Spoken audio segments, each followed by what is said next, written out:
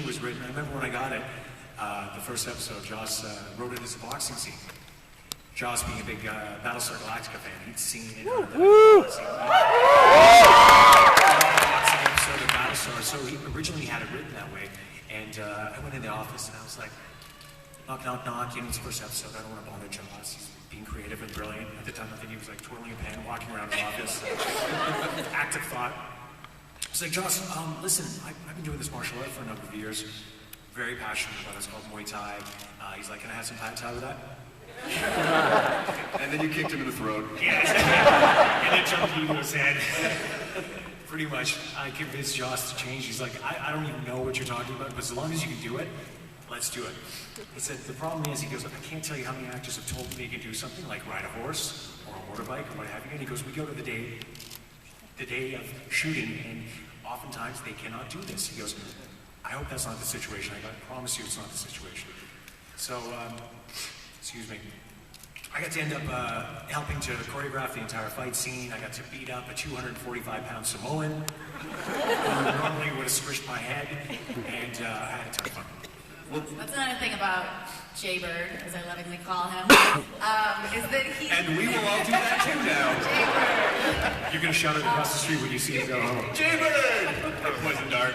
A lot of nicknames for that boy. But he's like that. I mean, he likes to take inspiration from the people. And when we sat down for our meeting, it was like we sort of had a promise that I would keep him abreast of all of my adventures and things so that we could sort of write them into the story. And you know, the second episode had the, what was the second episode called? What was it? With the hunting. Yeah. The crossbow, yeah. There's 2,000 nerds here. Someone must know the name of the second episode. Target. Thank you. There you go. The Target episode. 10 points for Gryffindor.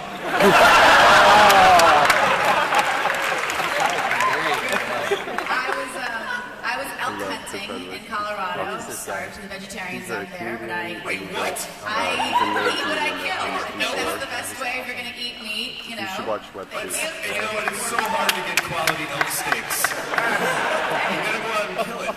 It's, Ones at Trader Joe's are like, They're just not good. Yeah, they're just not Economical. good. They're frozen.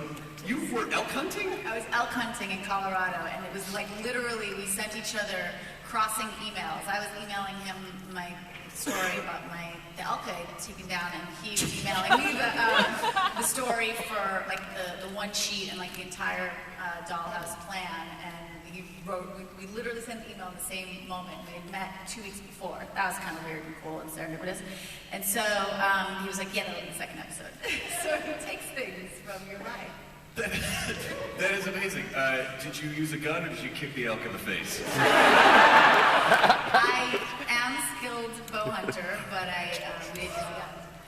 That is 9 kinds of awesome. I had no idea.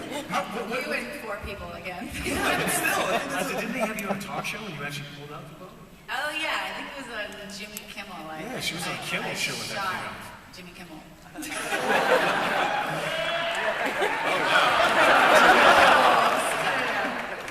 So, Salt and pepper on it.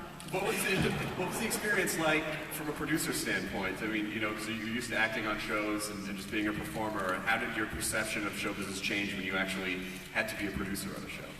I really loved it, and that's, you know, it was such a great opportunity to have that come to be, because now that's what I'm doing more now. And I, you know, like you mentioned, I was a child actor, and 20 years, I just turned 30, 20 years I've been in this business, and so just to go to transition into being on the other side and being more of the storyteller and being a producer of the stories you want to tell, it's just, it adds that much more of a personal investment in what you're doing. And so definitely on Dollhouse, it was like, he said in the beginning, you know, this isn't just going to be a cute little title to put on the front of the show, Eliza, Dushku producer.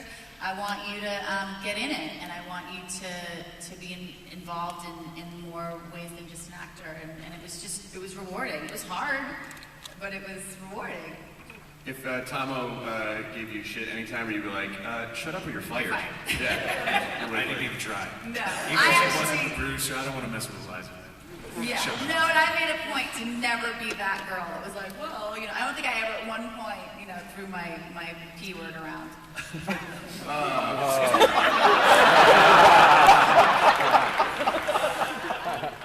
was just sort of. Gotcha. So, Tahmoh, you, as you mentioned before, we're also on a program called Battlestar Galactica.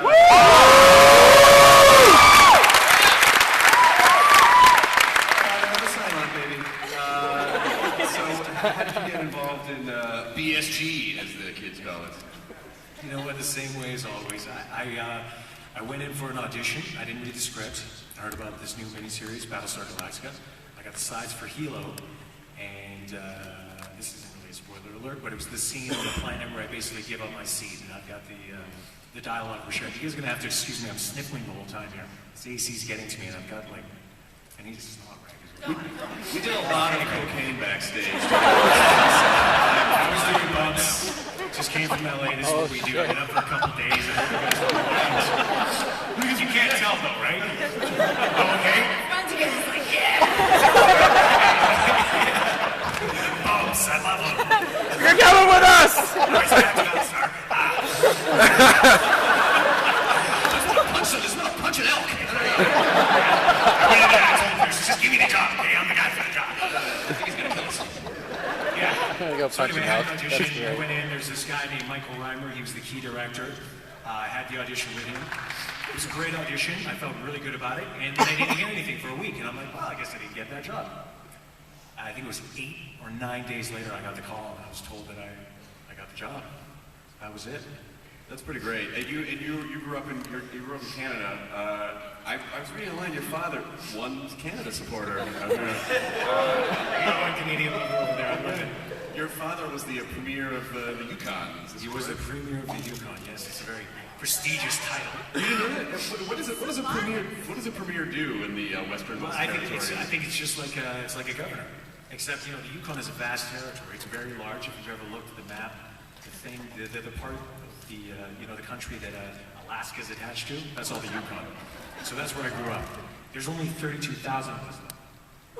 There's not many of us. So you did a lot, but there's only 32,000. Were you your community theater? Yes, there were 5 of us. Presents Tahmoh. Yeah, exactly. I've been joking for a while now since I haven't worked in a year. No, I have. I've always got this ongoing joke with my dad, my agent. I'm like, well, I could always go back to Whitehorse and do a community theater, which is where I made my start. So I'm doing okay. It's a very artistic community. A lot of people don't realize that. Small northern communities, specifically, Whitehorse and Yukon that I grew up in. A lot of arts, a lot of music, a lot of acting, a lot of theater, and a lot of drinking, and fighting, and partying. But music, art, theater, and culture, it's a really nice mix. And you have an adorable, delicious house out in the. I've got a cottage. Yeah, I've got a cottage. You guys aren't allowed to come unless I invite you. I'll tell you generally where it is. Does anyone know where Whistler, BC is? North Vancouver, one of the best ski hills in the world. So it's just north of that. So I spend a lot of time out there. I'd be working 18-hour days for 2 weeks.